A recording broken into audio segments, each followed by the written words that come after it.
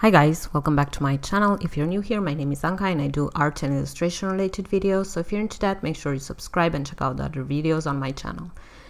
So today I am going to share with you some tips for making digital pet portraits in Procreate. As you can see, I am doing a cat portrait with some cat intermissions from my own cat. She will be appearing in this video further along as well.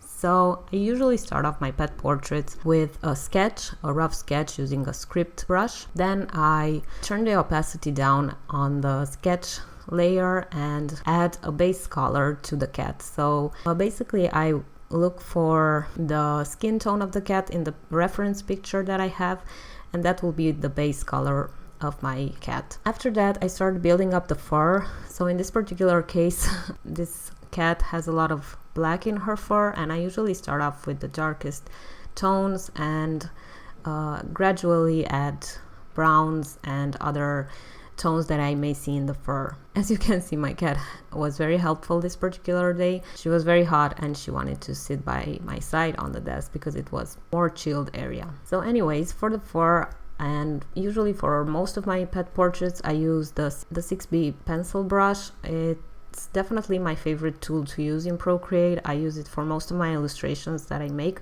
digitally, and I don't stray away from it too much. I do use the Procreate pencil brush as well, or the Derwent one. I'm not sure how it's called. I also don't work on too many layers. This is mostly because I don't have an iPad Pro and I am very limited to the number of layers I can use in a piece. This particular piece is 30 by 40 centimeters at 300 dpi, so it's a pretty big illustration, and the maximum number of layers I think is 12. So all the fur you are seeing, I am building up on pretty much the same layer.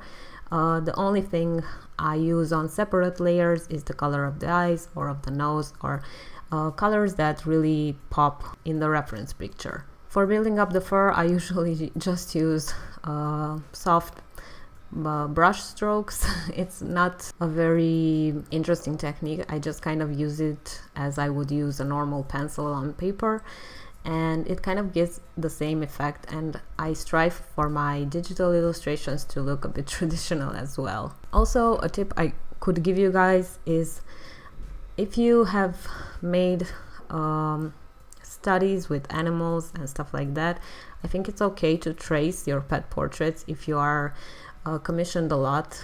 I do this sometimes because of lack of time or because I have to meet a deadline. So I sometimes trace my pet portrait, and I don't think this is something to be ashamed about. It's something that tattoo artists do as well, and I think it makes the pet portrait look more accurate and more like the animal that you are drawing.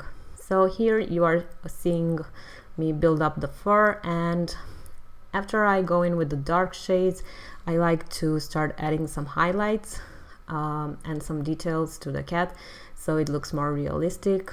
I also worked on the color of the cat. It had like this glittery purple color and a name tag. So I start adding all those little details that make the portrait look more realistic. I usually go in with white on the eyes as well and contour the cat, and I also like to add small little details around the cat or around the pet I am drawing. I'm really into these mid-century shapes right now, and I like to layer them on top of each other using different blending modes such as multiply or overlay. It creates a pretty cool effect and a kind of 3D effect. And my favorite part is basically just adding the highlights, the whiskers, and the floral details that I like to add to my pet portraits. So I did add some botanical details here using the same brush, the 6B pencil brush. As I said, it's one of my favorites. I really like the texture it gives off. It's very similar to a regular pencil that you would use on paper.